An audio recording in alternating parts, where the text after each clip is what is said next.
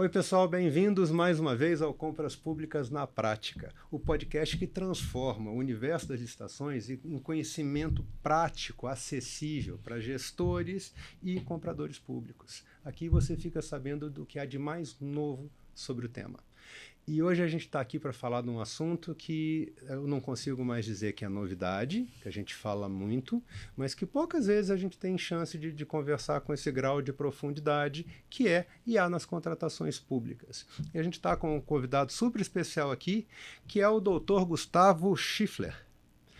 Dr. Gustavo Schiffler é doutor em Direito do Estado pela Universidade de São Paulo, USP, mestre e graduado em Direito pela UFSC, foi pesquisador visitante do Max Planck Institute em Hamburgo, educação executiva pela Harvard Law School no Program on Negotiation, professor de cursos de capacitação em licitações públicas e na pós-graduação em Direito Administrativo do IDP Online, é advogado do escritório da Schiffler Advocacia e é fundador de uma startup muito bacana que a gente vai falar aqui um pouquinho ao longo do curso, do nosso podcast, que é o Licito Guru.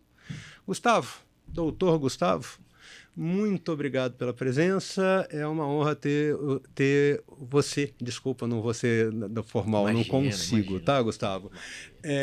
Aqui conosco para bater um papo a respeito de um tema que eu entendo que está tão em voga quanto esse. Valeu demais por A honra é estar toda aqui. Minha. Vou continuar na informalidade, vou te chamar de Léo Ladeira. Eu sei que é assim que o pessoal te chama. Por favor. Estou muito feliz de estar aqui no podcast do Portal de Compras Públicas, uma alegria, para falar desse assunto, que é o assunto já do momento, o assunto, na minha opinião, mais relevante, mais impactante na prática, a operação das contratações públicas hoje no Brasil, que é esse impacto monumental que a gente tem da inteligência artificial nessa nossa pujante área das contratações públicas, e é um prazer estar aqui com você. Vamos lá. Muito obrigado, vamos lá. Então vamos começar com a pergunta do milhão aqui. Como é que você avalia o impacto da IA, da inteligência artificial, no trabalho do comprador público? A gente está diante de uma revolução, de uma mecânica que está mudando o papel desse comprador público, ou apenas de uma inovação no conjunto de ferramentas que esse ator tem a seu dispor? Bom, na minha opinião, uma revolução completa, uma revolução em curso, uma transformação absoluta na forma como nós operamos o mundo das licitações públicas. Então, é uma ferramenta tecnológica que ela já se espraiou pela nossa comunidade, os percentuais altíssimos de uso da inteligência artificial. Então, isso já está acontecendo, e nós precisamos, primeiro, compreender isso e entender não se essa inteligência artificial vai impactar as contratações públicas, mas como ela está fazendo isso e como nós queremos que a inteligência artificial impacte de verdade em todas as grandes fases da contratação pública, o planejamento, a fase externa e a fase de contratos. Muito bacana. E dentro desse impacto que você está vendo, o gestor, como é que está a sua visão a respeito da percepção desse mesmo comprador público a respeito desse momento de inflexão, desse momento de mudança? Veja, eu penso que a gente vive um momento hoje em que uma assimetria temporal está muito evidente, que é a seguinte: a inteligência artificial ela já é utilizada pelos profissionais das profissões intelectuais. Perfeito. Então, ele já é utilizado pelos agentes públicos que trabalham com licitação pública. No entanto, o ritmo dessa absorção tecnológica ele não é o mesmo quando a gente pensa institucionalmente. O que eu quero dizer com isso? Os órgãos públicos eles não estão oficialmente institucionalizando o uso da IA no mesmo ritmo em que, informalmente, os agentes públicos já estão utilizando essa IA. Eu tenho essa mesma percepção. Tem até uma expressão que no estrangeiro eles usam para isso, que é a Shadow AI, como se fosse assim, a IA nas sombras, que é um fenômeno sério, porque se você tem o uso informal, extraprocessual da inteligência artificial, que fica fora, né, do foco ou do controle da administração pública, isso evidentemente pode trazer problemas, né? Então, a gente não vai ter ferramentas que tenham sido escolhidas ou aprovadas ou que tenham sido criadas, né, ou homologadas para o uso dentro da administração pública.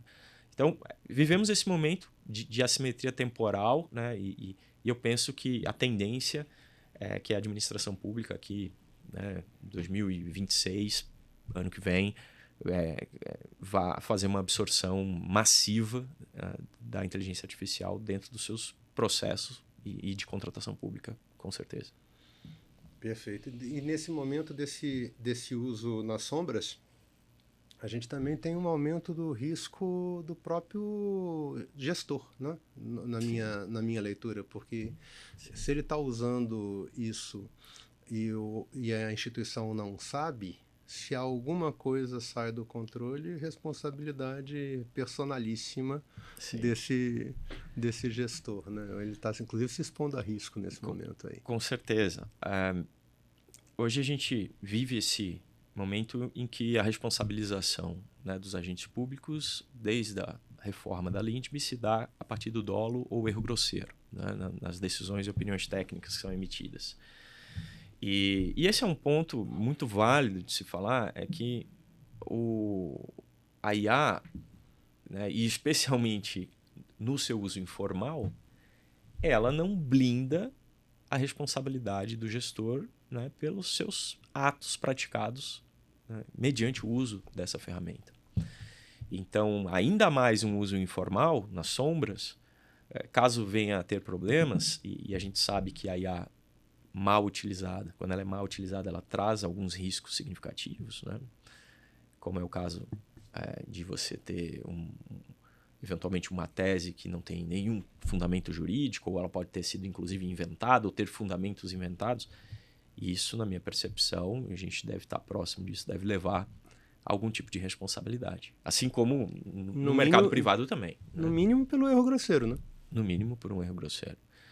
A gente tem visto, não só no Brasil, né, mas como no mundo, responsabilizações de operadores, por exemplo, do direito, juízes ou advogados que usam uma IA de uma forma pouco responsável e acabam gerando conteúdos falsos, por exemplo. Isso pode muito bem acontecer dentro da administração pública, nesse momento, né? E sobretudo, essa falta de institucionalidade, que me parece ser bem evidente hoje, e pode gerar responsabilidade, sim. Perfeito. E nesse processo da institucionalização, isso é um tema que acaba, eu entendo que é meio que paralelo com uma realidade que a gente vive hoje dentro da discussão do portal privado, né? Como é que a gente regula, como é que a gente audita, como é que a gente atesta, né? Como é que a gente coloca uma camada de governança dentro desse processo de institucionalização? Vocês já pensaram nesse tipo de cenário? Como é que isso é validado? Né? Veja, a gente precisa ter uma auditabilidade do uso da IA. Né?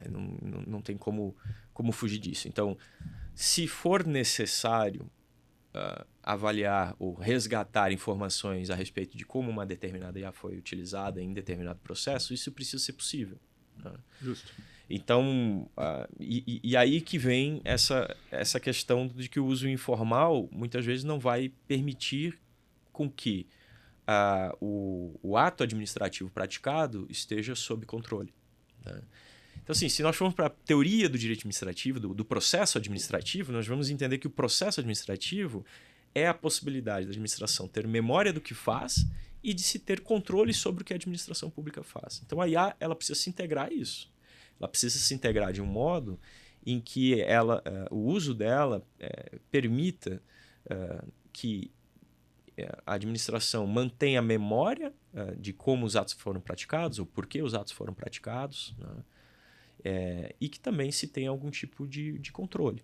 Né? Então, a gente vai precisar integrar isso. Isso vai vir com auditorias, com você ter logs, você saber quem exatamente acessou, que tipo de pergunta foi feita, que tipo de resposta, né? O que prompt foi feito, qual foi a peça criada, se necessário, né? Então não é um estado policialesco ali do uso da IA, não é isso, né? Mas você ter se necessário for, o registro disso para resgate. Rastreabilidade não é ruim nunca, né, cara? Então, e eu entendo quando você fala nessa questão da teoria do processo, você está resgatando exatamente esse ponto aí, né? Qual foi o motivador para esse trecho de texto ter aparecido ali, né? Bom, embora a gente esteja aqui falando de inteligência artificial, né, o meu background acadêmico é muito voltado a direito administrativo. No doutorado, a minha tese foi sobre diálogos público-privados, como a administração se comunica com o mercado, como ela deve se comunicar, sobretudo sob a perspectiva de integridade, compliance, controle. Maravilha. E aí vem disso. Esse é um outro assunto que dá um podcast bacana. Com certeza.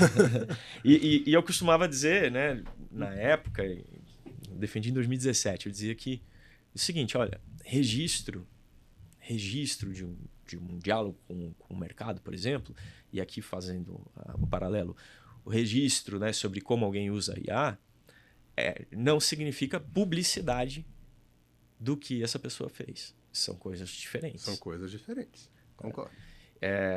E hoje, a tecnologia que existe permite que você tenha um registro fiel de tudo que é feito, né? Então, eu digo isso porque, se voltarmos 10 anos atrás, né, existiam alguns tipos de informação que você não conseguia ter o registro. Hoje sim, né? Hoje você consegue. Hoje não é tão caro você armazenar esse tanto de informação. E nós não podemos fugir das teorias de processo administrativo quando a administração está em marcha. Não pode, né? Então, a gente precisa ter essa formalização. E aí vem, né, no nosso contexto aqui, vão surgindo as IAs especializadas, né? As IAs especializadas, seja em contratação pública, licitação e certamente também nas demais áreas da administração pública. Bem, lógico que se a gente for pensar de forma ampla, tem assunto para uma semana aqui dentro, né? Mas sim, o tema do podcast é compras públicas, né? Isso. Trazendo para isso, como é que a IA, na sua visão, está ajudando o comprador a mitigar risco jurídico num processo licitatório, na fase preparatória, nas contratações? Como é que você vê essa atuação desse conjunto? Chamar de ferramentas talvez seja raso, né? Mais do que isso. Desse novo conjunto tecnológico, vamos deixar assim, para deixar um pouquinho mais amplo. Certo. Bom, para responder essa pergunta, necessariamente preciso falar um pouco do que eu venho vivendo, né, dentro desse universo. Então, o que a gente vem trabalhando na criação de ferramentas que apoiem uma missão dúplice, que é superar uma burocracia excessiva, ineficiente, né? Não é que não deve existir a burocracia, mas a burocracia excessiva, ela sufoca, né? E nós vivemos um contexto de muita demanda pelas contratações públicas que ficam muitas vezes represadas, os processos licitatórios e de contratação direta demorando muito tempo em razão dessa burocracia, dessas etapas que precisam ser superadas, né? Então, a IA vem, na minha percepção, para enfrentar essa burocracia que é excessiva e para trazer segurança jurídica para o operador, né, que está ali na linha de frente da administração pública, né? Então, na minha percepção, do ponto de vista mais teórico, o objetivo da IA nas contratações públicas é superar essa burocracia, ajudar a vencer a burocracia e trazer segurança jurídica, né? Como que ela faz isso? Na minha percepção, né? Então vamos lá, vamos pensar em alguns exemplos. Justo. Você é um operador das licitações ali, você é um agente de contratação, vamos supor que você é um pregoeiro. Como que você fazia antes da era da inteligência artificial, quando surgia um problema de algum viés jurídico, vamos supor?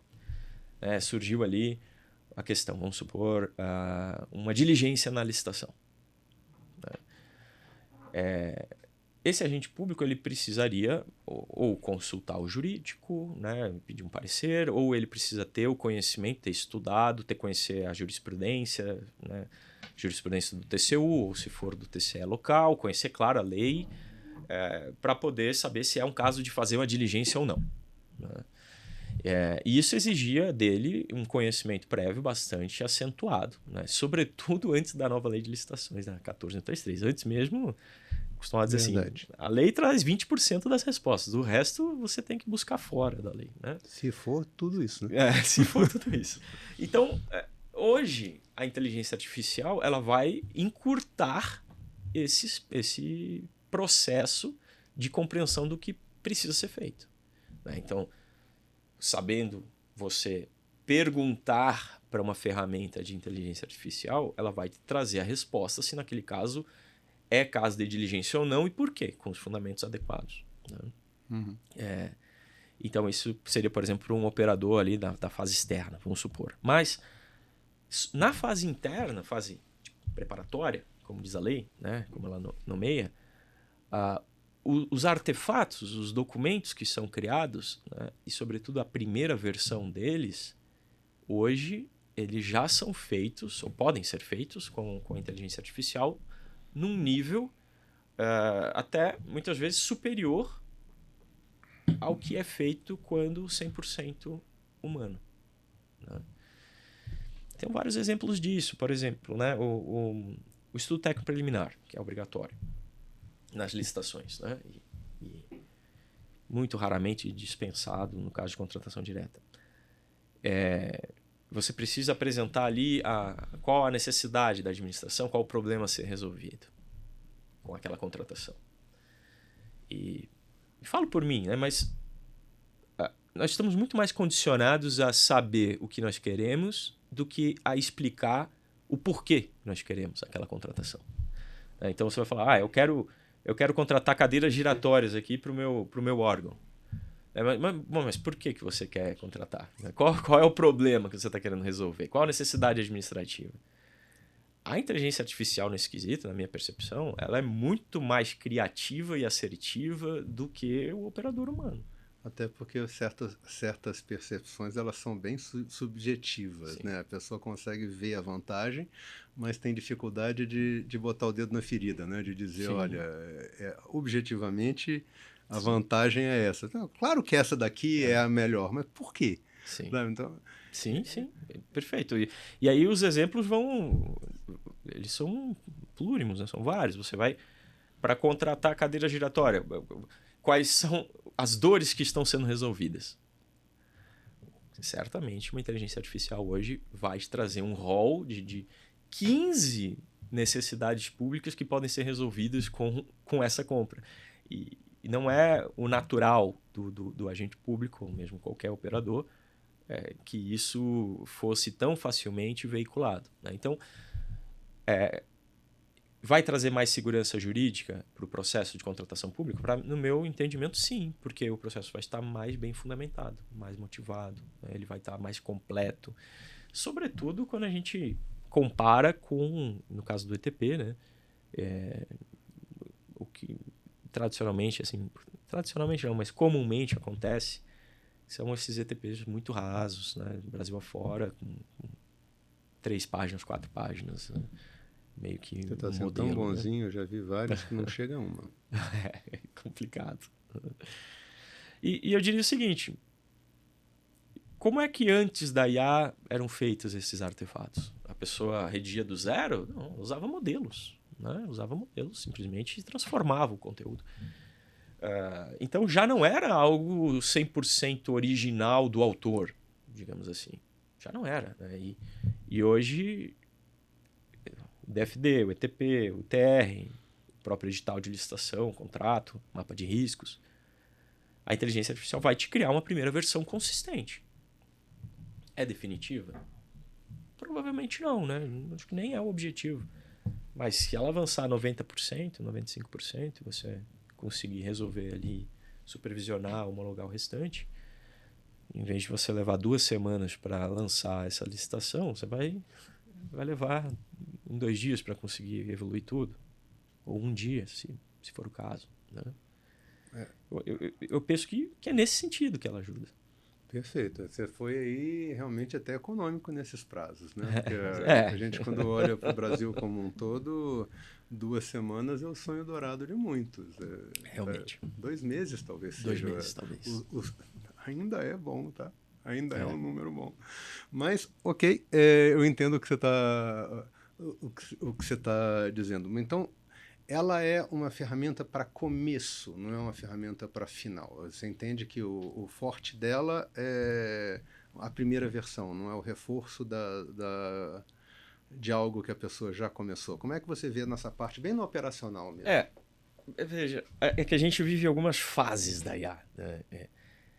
E até um ponto, a gente costuma ter até uma ferramenta com esse nome, né, chamada Copilot. A IA como um copiloto, né? Essa, na minha visão, foi realmente, né, desde o final de 2022, essa primeira fase da IA. Mas será que agora o copiloto não é o humano e o piloto principal não é a IA?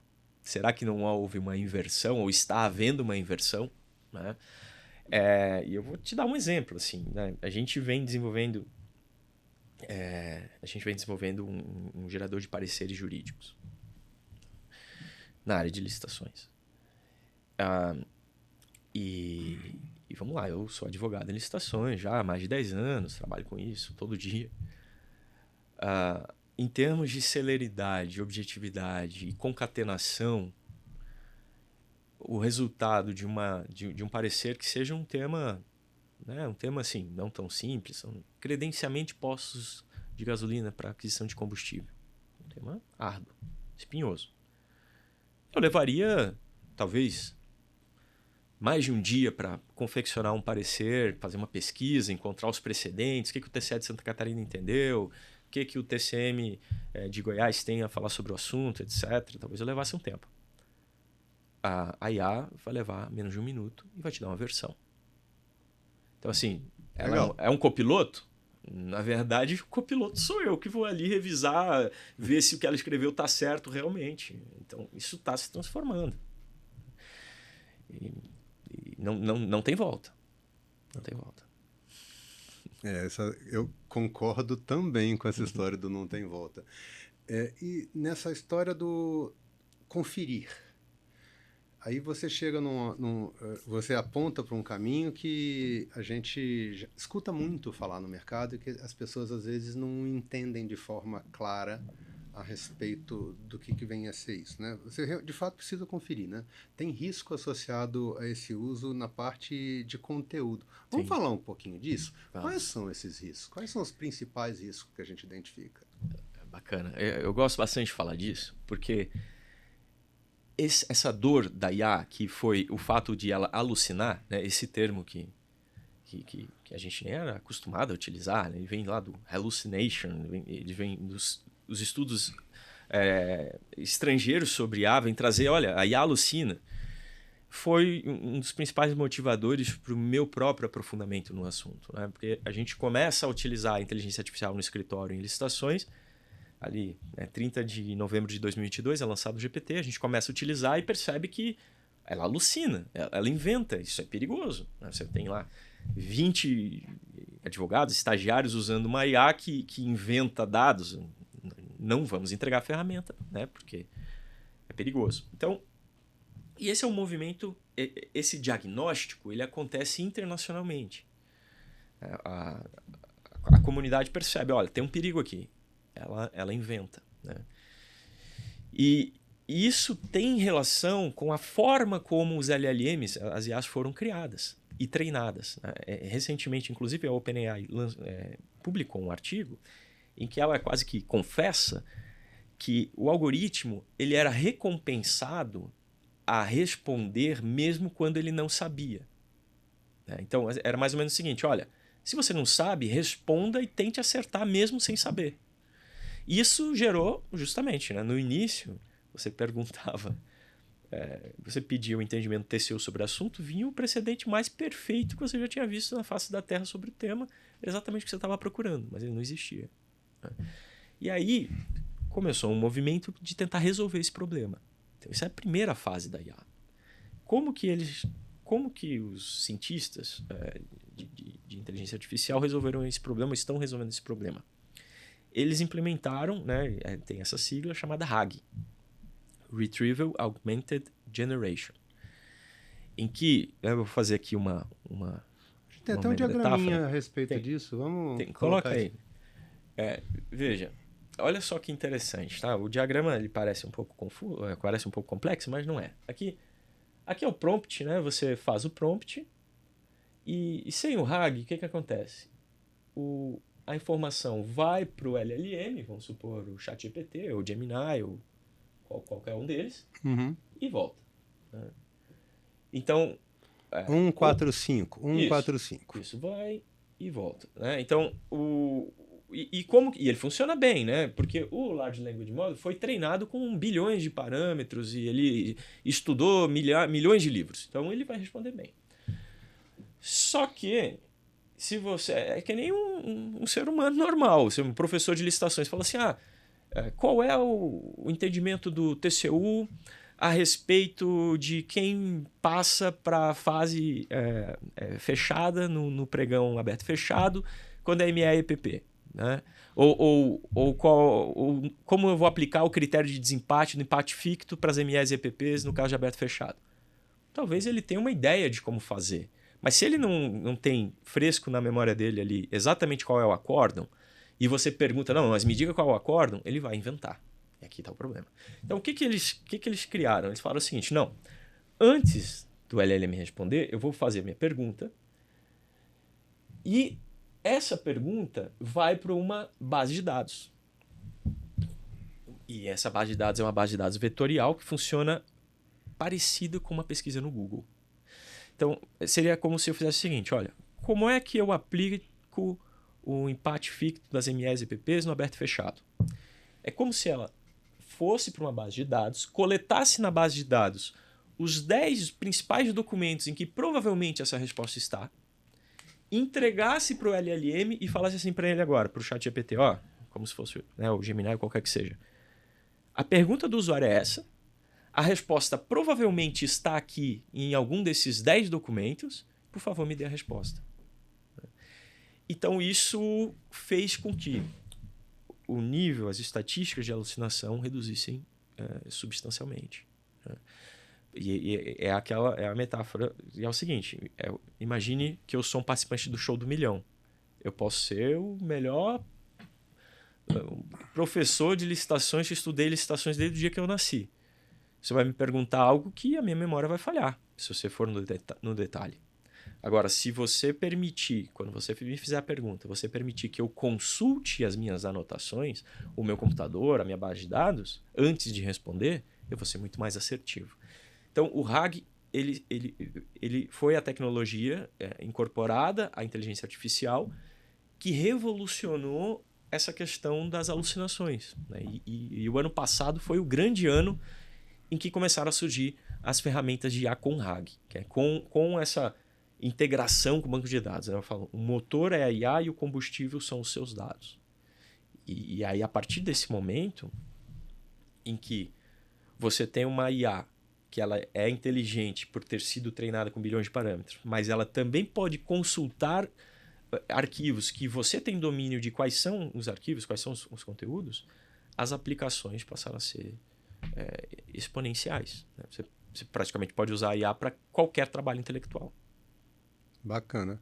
No nosso tema compras públicas, aí eu vou trazer uma outra dúvida que pode surgir para alguém dentro dessa conversa. Muitos desses materiais, fontes e entendimentos, etc., são de terceiros. Nem sempre de órgão de controle, de tribunal, etc. Às vezes você tem manifestação de autores. Como é que fica o direito autoral nesse cenário, cara? Até onde isso vai? Como é que... Essa é uma briga já internacional. Sim. Porque, de um lado, os desenvolvedores de inteligência artificial, e a OpenAI, a Meta, eles assim, reconhecidamente fizeram isso, se utilizaram de materiais com direitos autorais para o treinamento das LLMs. se utilizaram para o treinamento. Para essa etapa aqui, né? De formar esse cérebro. E a gente tem também aquela etapa ali que é o banco de dados, né? De consultar o banco de dados. No estrangeiro, a discussão se dá até em termos de segurança nacional. Nos Estados Unidos, algumas empresas como o próprio Alphabet do Google, eles falam o seguinte, olha, se a gente não utilizar o material protegido, a gente não vai conseguir evoluir nossa ferramenta e a China vai conseguir evoluir a ferramenta deles. Ou seja, a gente precisa utilizar, a gente não pode depender da autorização dos autores. Mas para voltar para o nosso contexto, né, e aí até uma opção que a gente fez na nossa ferramenta foi se utilizar ou de conteúdos que são de domínio público, né, e aí a gente tem toda a jurisprudência, todas as normas, por óbvio, legais, infralegais, né? Tem os manuais que são públicos, etc. E certamente isso vai ser uma questão que vai aparecer quando a gente estiver falando da regulamentação disso em algum momento. Não, com certeza. Com certeza surgirá e a gente precisa ter respostas claras, né? Mas, de forma conservadora, nós, no caso da Licito Guru, usamos só, em termos autorais, só o que a gente tem os direitos autorais. E aí que entra o livro do professor Joel. Fica fácil quando você tem dentro de uma estrutura um grande nome do tema, sim, que inegavelmente sim, com certeza, presente na pessoa do professor Joel. Né? Não tem como discutir isso.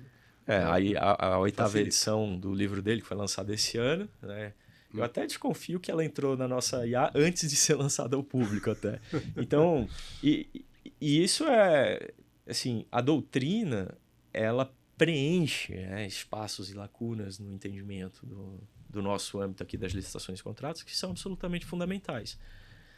É claro que você tem materiais de domínio público com muita qualidade, como o próprio TCU tem o seu próprio manual, né? E tem as instruções normativas que também já fazem, mas nós fomos conservadores com isso. Trouxemos, né? A nossa ferramenta tem apenas conteúdos do qual a gente tem o direito, por assim dizer.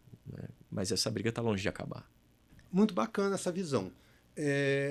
De forma complementar, cara, quando a gente está falando a gente já falou em direito autoral. E sigilo? Como é que você vê a questão do sigilo? Sigilo no uso da IA. Né?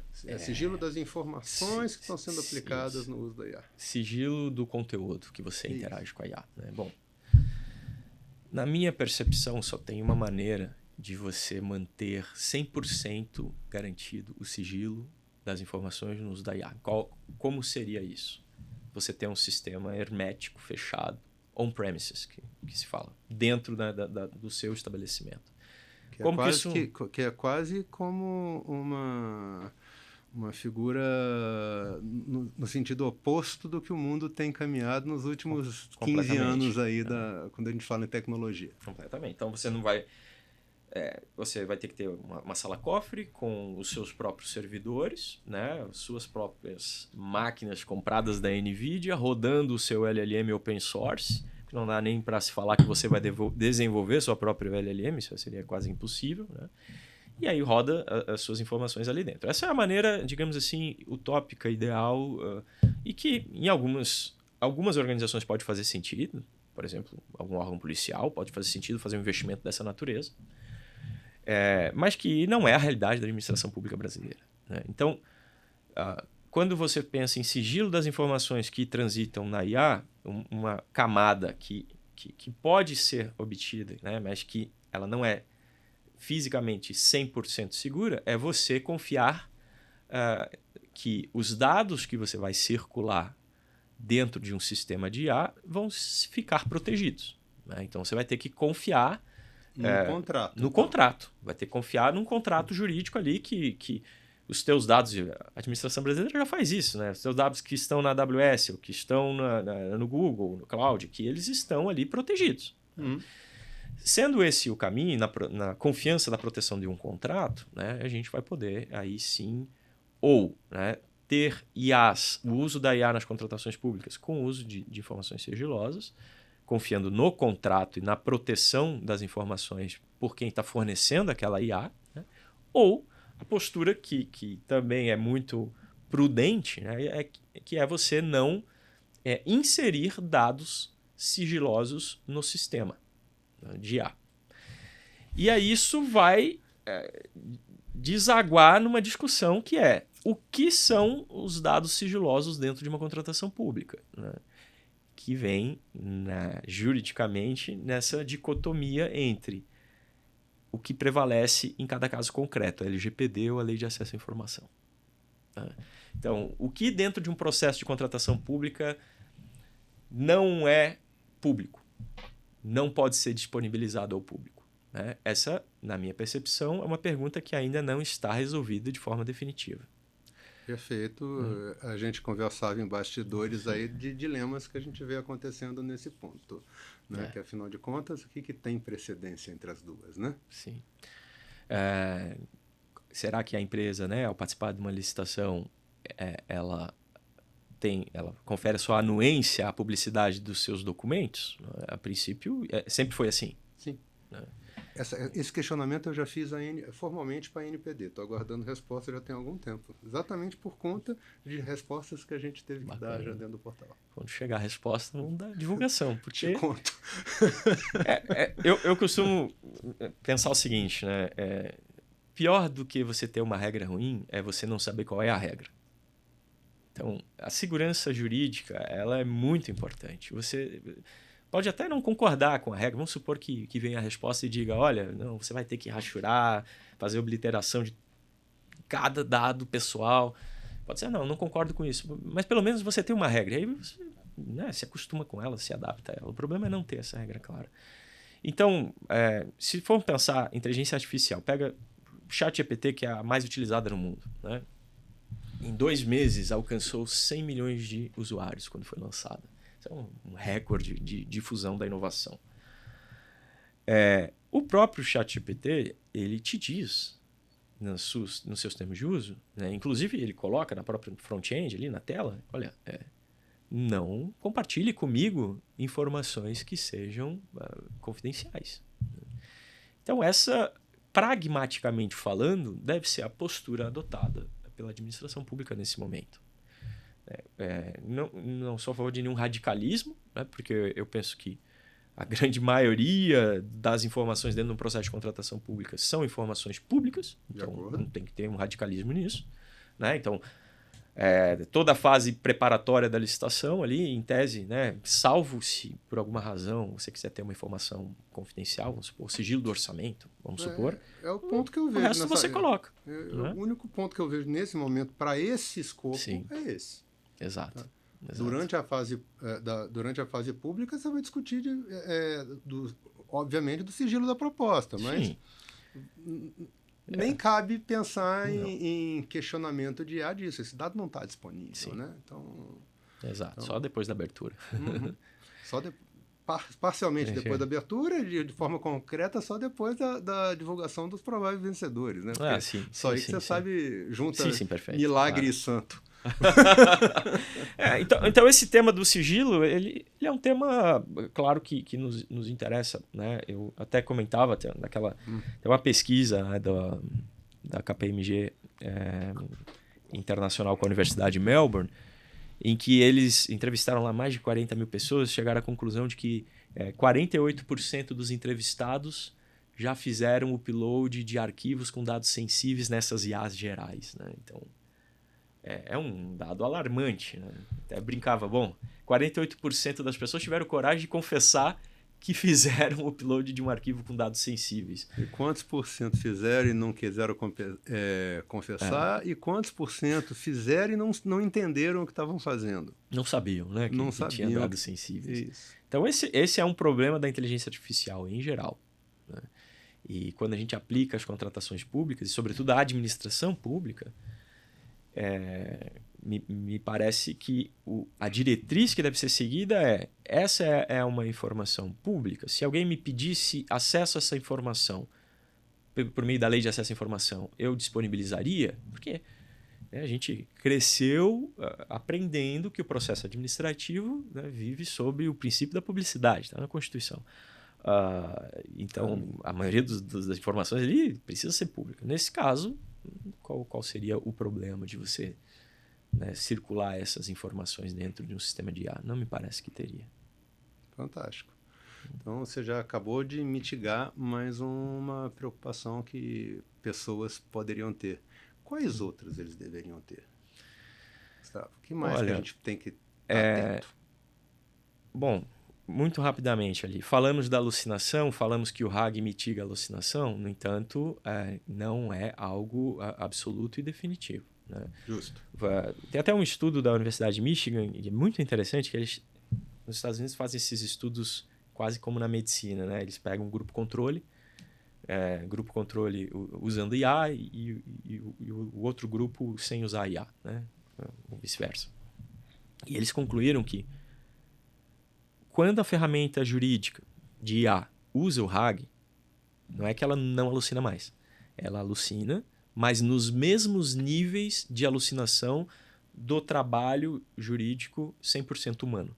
Aí a gente vê, bom, então nós, humanos, sozinhos, quando trabalhamos 100% com o nosso cérebro, nós também alucinamos? Sim, também. Também podemos vir a colocar alguma informação que não é verdadeira no trabalho. Então, esse é uma cautela. A supervisão do trabalho feito pela IA. A conferência, etc. Enfim, já falamos disso. Né?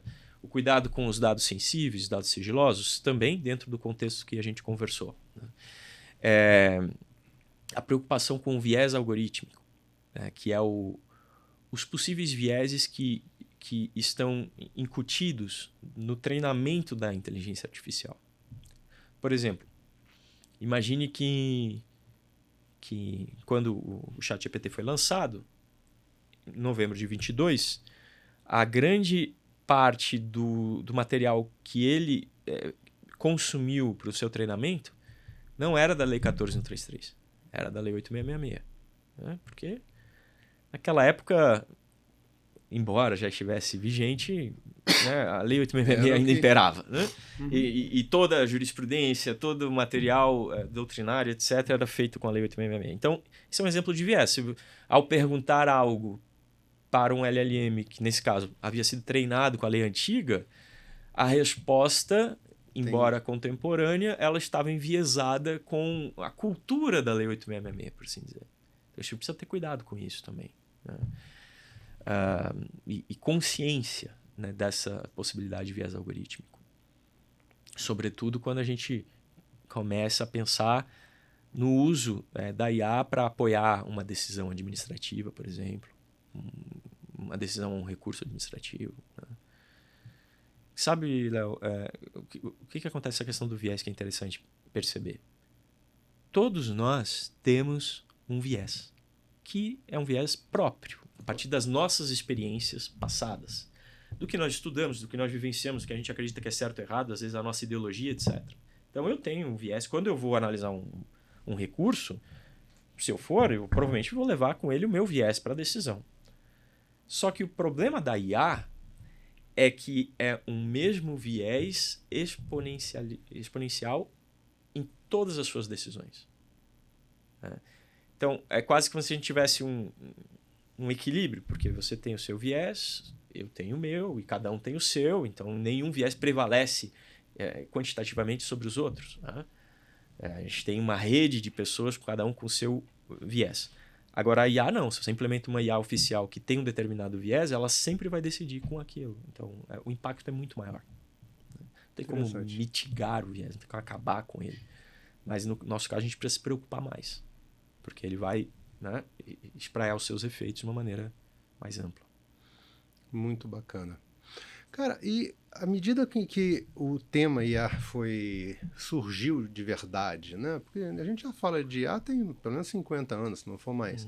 Mas esse é um termo que chegou na boca da população de verdade depois do ChatGPT, né?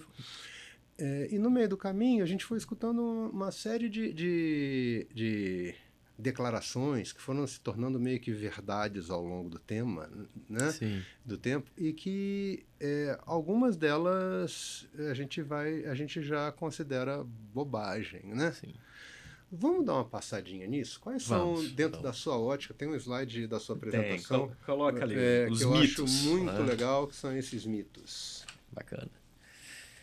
6 mitos, né, sobre a IA que a gente precisa parar de acreditar. Né? Esses 6 mitos até Eles foram... Matéria recente, né? É recente. 10 de setembro. Eles foram sintetizados até por um outro podcast, que é o Everyday AI, do Jordan Wilson, e faz bastante sentido na nossa realidade, né? E vamos lá, primeiro, aí há uma vantagem competitiva, mas a gente costumava pensar que sim, né? Mas hoje eu digo o seguinte, se você não está usando IA integrada ao seu trabalho, você está em desvantagem competitiva. Então, usar a IA não é mais uma vantagem. Né? O fato de você estar usando não é uma vantagem, porque 82% dos brasileiros já usam a IA regularmente, como a gente viu numa estatística aí. Tem um outro slide que fala sobre o uso da população mundial em geral. Vamos entender como é que isso tá, pessoal, rapidinho? Aí. Olha que coisa... Brasil, 82% da população com uso regular de sistemas de IA. Né? Nós somos... Você percebe que os países chamados emergentes, né, eles têm um percentual de uso maior do que os países com economias consolidadas. E o Brasil está aqui, né, um dos principais. Então, veja, você dizer que usar a IA é uma vantagem competitiva para você, na sua empresa, no seu órgão público, não é mais. Né? Não há. Talvez você faça parte dos 18% que não está usando. Aí é uma desvantagem. É uma desvantagem competitiva. Né? Então, esse é um primeiro mito aí bacana que a gente pode hoje ter essa consciência. Né? Não é mais vantagem, é obrigação. Se você não está usando, você deveria estar usando. Sim. Eu faço uma analogia com a difusão da internet. Né? Você teve lá no início, né, os inovadores, os primeiros adeptos, aqueles entusiasmados com a internet, mas depois de um tempo, ela se difundiu de uma forma absoluta na sociedade. Com certeza. Então, os retardatários, né, os últimos a chegarem ao uso da internet, certamente estavam em desvantagem competitiva naquele momento. E aqui está acontecendo a mesma coisa. Até porque a adoção já chegou no final da curva, né? Já chegou. A curva de difusão dessa inovação internet já chegou. Aqui, e o mais bacana, né, e interessante é perceber a velocidade com que essa curva de difusão na IA ela está, o que está acontecendo. Verdade, né? Porque para a internet durou aí bons 15 anos, sim, talvez mais. Exato. E aqui a gente está falando de 2022 para cá, novembro de 2022 para cá. Isso. 3 anos. 3 anos para você ter ampla maioria já de uso da ferramenta, né? Segundo, o acesso a ferramentas já garante produtividade. Né? Também é um mito. Né? Você simplesmente fornecer o acesso não garante que o operador vai trazer mais resultado. Então, aí vem toda aquela questão de ter uma capacitação para o uso da ferramenta, compreender como a ferramenta funciona, os limites dela, o que ela pode fazer, o que ela não pode fazer, os cuidados, as cautelas. Né? Aí vem... Falamos aqui o cuidado com a alucinação, a necessidade de supervisão, né? E o treinamento mesmo dessas pessoas. Evitar o shadow AI, né? A IA nas sombras. Então, não é simplesmente contratar uma licença e disponibilizar para a equipe. A gente, às vezes, pensa assim, né? Eu sei usar a IA e eu presumo que os demais também sabem, mas não é bem assim que funciona. Então... Aí eu faço uma pergunta que é temática, mas que poderia seguir para vários temas também paralelos. Mas vamos pensar em compras. Treinamento e capacitação é uma necessidade de qualquer profissional. Você tem que estar... E a atualização dessa capacitação ela é continuada. Né? Vamos lá, não tem bobagem maior do que alguém dizer que saí da universidade e parei de estudar. Não. É impossível, isso nunca termina. Até você, com a quantidade de curso que você fez depois aí, é um exemplo bom disso. Claro. Eternos estudantes. A gente estuda todo dia um pouquinho, né? Mas na hora de estudar, para se capacitar para usar IA, é um curso de IA que um profissional de compras públicas tem que procurar? Ou, na sua opinião, é um curso de IA para compras públicas? A gente já busca o conhecimento temado, né, nichado, ou a gente busca um conhecimento mais amplo, mais gestáltico um pouco? Olha, primeira vez que me fazem essa pergunta, eu penso que os dois são úteis. Tá? Sem dúvida. Sem dúvida, os dois são úteis. Né?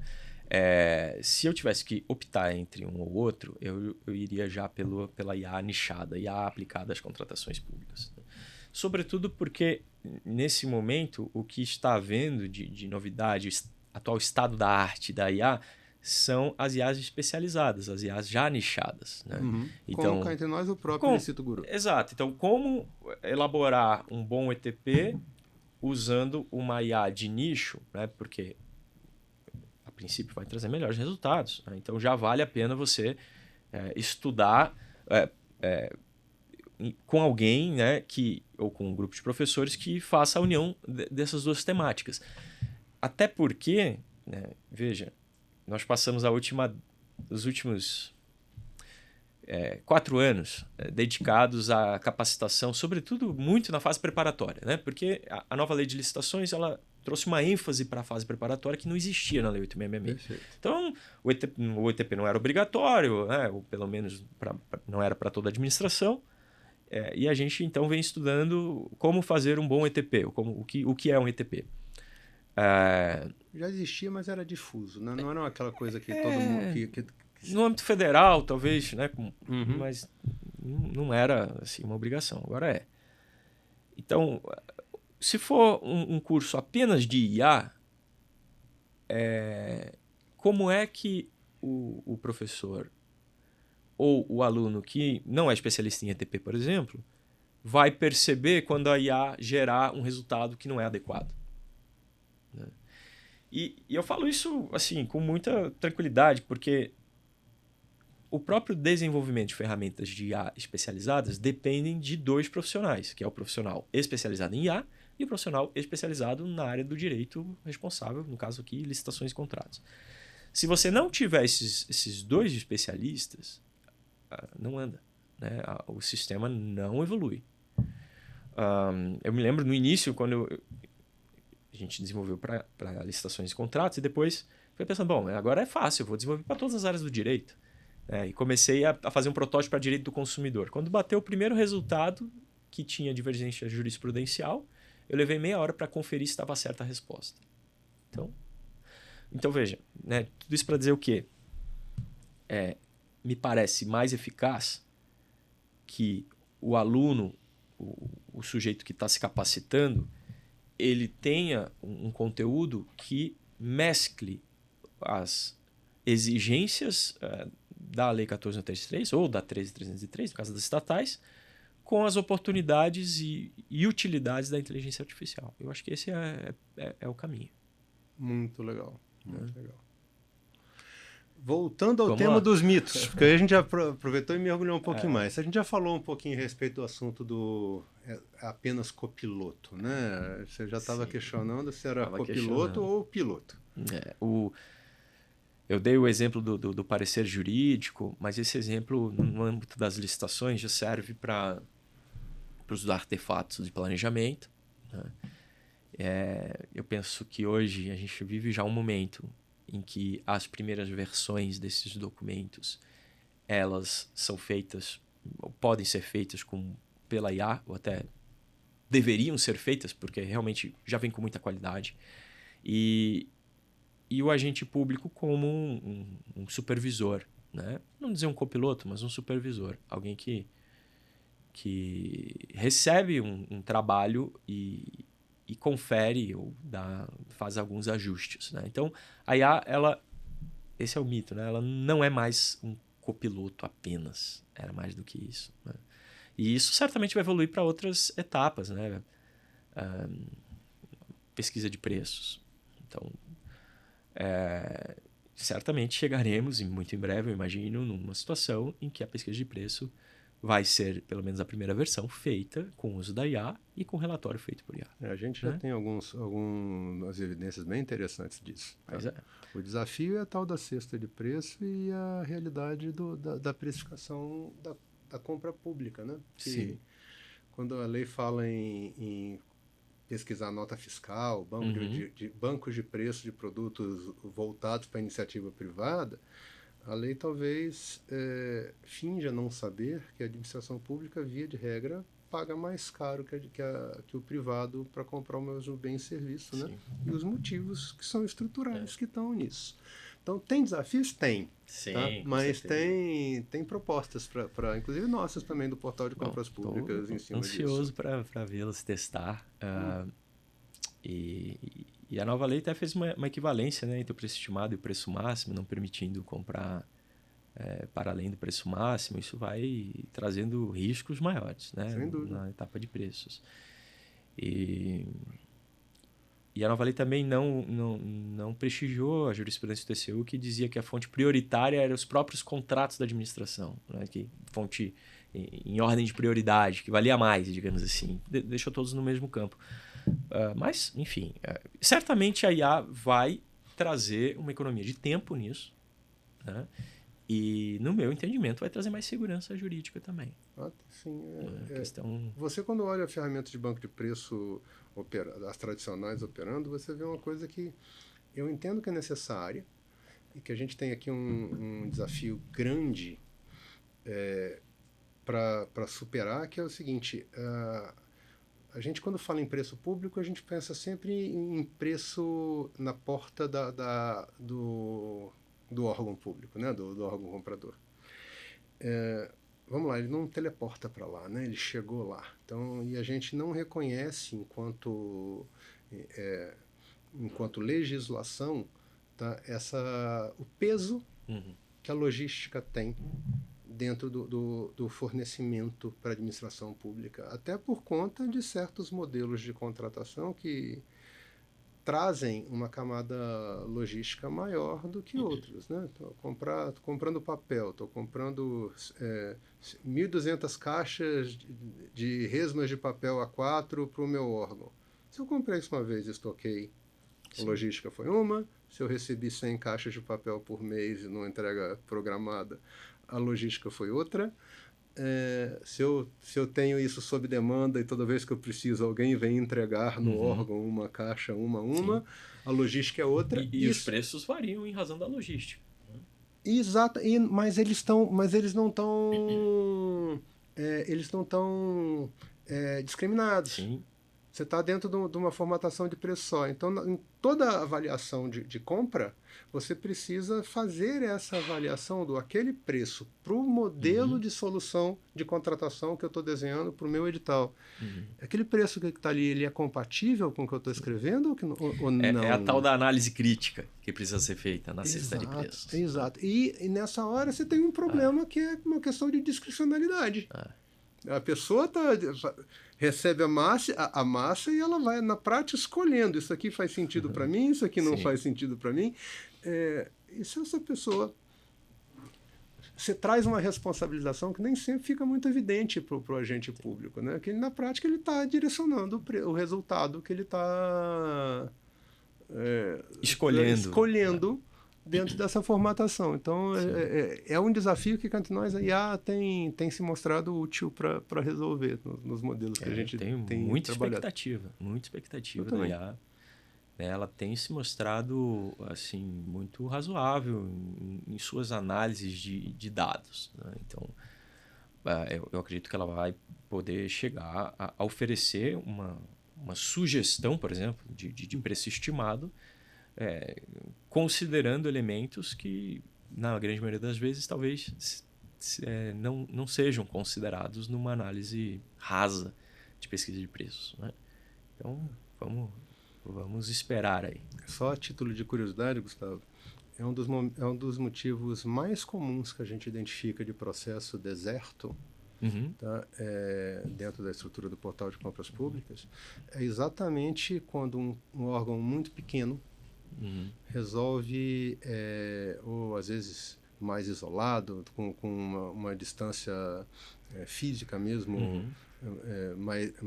maior de grandes centros, resolve usar um modelo de contratação que exige uma infraestrutura de quem vai fornecer aquilo dali, que muitas vezes não é viável economicamente para aquela escala. Então, alguém pega um modelo de uma grande cidade, olha que bacana, eles não estão... Com isso aqui eles evitaram ter depósito, eu não tenho depósito, com isso aqui eles evitaram A, B e C, e eu também não tenho, então eu vou colocar desse modelo, mas esquece que o mercado precisa ver aquilo e falar, isso para em pé ou não para em pé? que para em pé no grande centro, muitas vezes não atende o pequeno. Sim. E isso é uma coisa que a gente, infelizmente, ainda vê acontecer. As pessoas Sim. querendo seguir bons exemplos Uhum. para a realidade apresentada, não conseguem entender que aquele bom exemplo não é uma realidade universal e que não se aplica para ele. Então, a gente tem acompanhado esse tipo de cenário com alguma frequência. Ó, interessante. E a IA tem essa capacidade de análise crítica hoje. Até um pouco assustador isso, né? Porque antigamente a gente costumava dizer o seguinte, né? Que existe algumas análises na licitação que são robóticas, que era qual é o menor preço. É robótico, né? O menor preço o algoritmo consegue dizer claramente qual é. Mas hoje, e assim, isso já pensando para o futuro, né?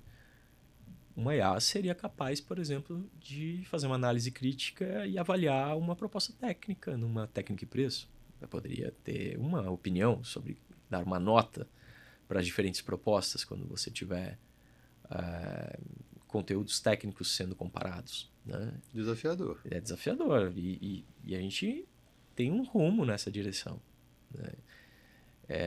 Na Grã-Bretanha, mês passado, foi autorizado o primeiro escritório de advocacia baseado em inteligência artificial. Sim, as peças são produzidas sabidamente por inteligência artificial. Então, obviamente, tem aí muita análise crítica. Em outros países, como por exemplo na Suécia, a lei de procedimento administrativo permite decisões feitas por algoritmo, né? A gente não tem como negar que isso é uma realidade. E no caso das licitações brasileiras, quem disse que uma IA não consegue analisar criticamente se um modelo de contratação de um grande centro, o que ele precisa ser alterado para caber dentro de um município menor? Não é? Então, muito bacana. Eu acredito que essa é uma tendência. Amém. Acho que a gente também já passou pela questão da empática ou criativa, mas você quer falar mais alguma coisa a respeito disso? Só para já falamos, né? Mas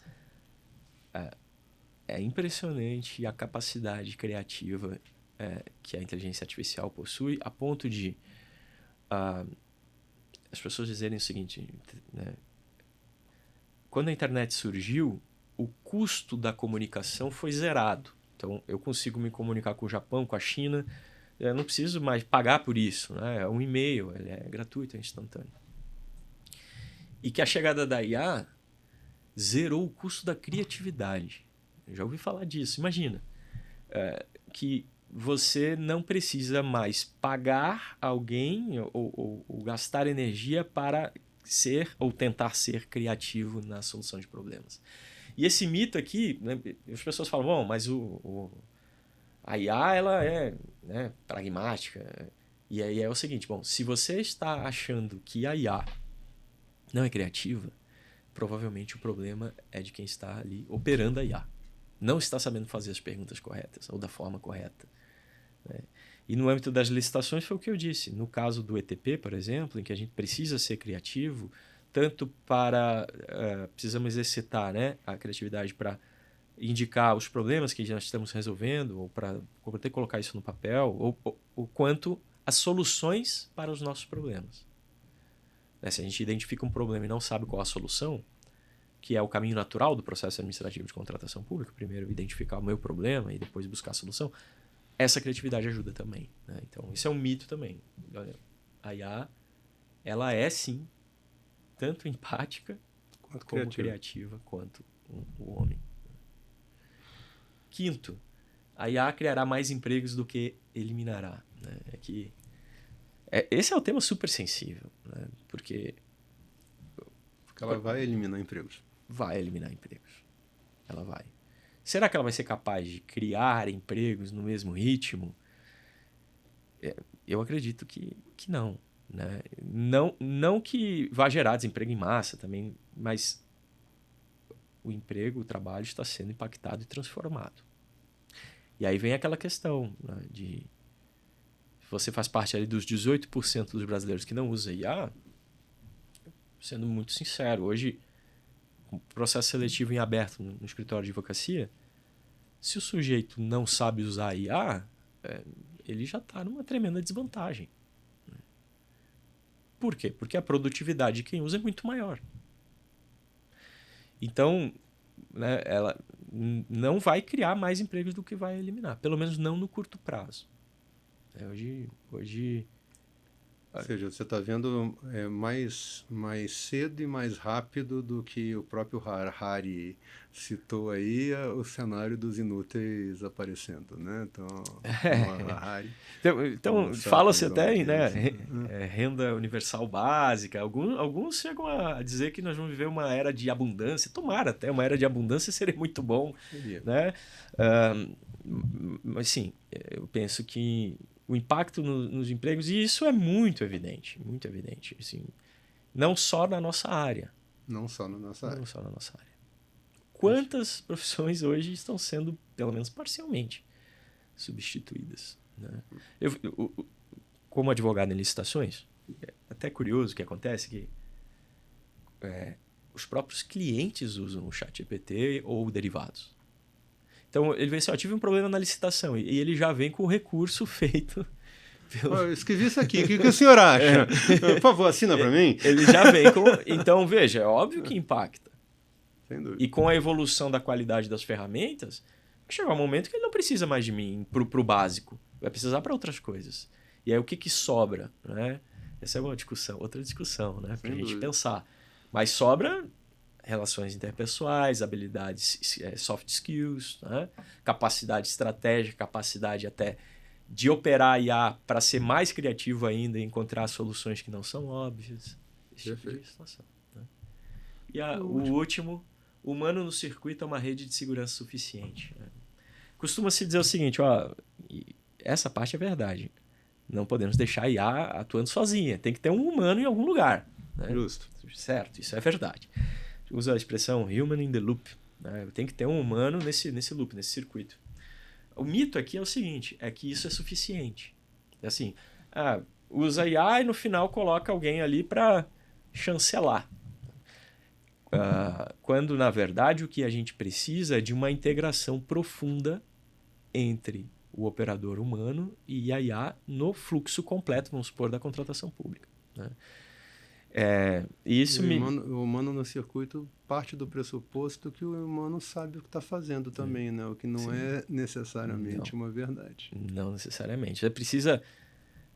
Vamos mudar a expressão, né? Você precisa de um time de especialistas no circuito, integrado com a IA. Né? Justo. E só para completar esse ponto, né? Tem um estudo sobre IA que eles falam assim, tem duas formas de usar IA. Ou você é um ciborgue ou você é um centauro. É bem interessante. Assim. O ciborgue, o que é o ciborgue? Né? Ele é o humano completamente integrado com o robô. Né? E o centauro não. O centauro é metade cavalo, né? E metade robô, metade humano. Então, tem esses dois tipos de uso. O ciborgue, ele assim... E era, na minha visão, era como inicialmente a gente tinha que usar a IA. Assim, cada etapa do planejamento de uma licitação, eu vou dando meu input humano, coleto a resposta da IA, transformo no próximo e vou interagindo com a IA o tempo inteiro. Né? Uhum. Já no modelo Centauro, ele é assim, eu passo, que é o que está acontecendo hoje, me dê a primeira versão de todos esses artefatos. Me faça o DFD, o ETP, o TR, mapa de risco, o edital e o contrato. Ou seja, a parte robô do Centauro. Faça tudo isso. E depois eu assumo. Né? Então a gente hoje, né, o humano no circuito é uma premissa, precisa ter. Né? Mas a interação com o que vem da IA é uma interação que ela não é superficial. Caso contrário, a gente vai ter os riscos, né? Que a gente já conversou aqui, os riscos decorrentes disso. Né? Muito bacana. Pessoal, a gente já vai chegando aqui no nosso tempo de podcast padrão. Eu queria aqui agradecer demais a sua presença, Gustavo. Foi fantástico o papo. Eu que agradeço.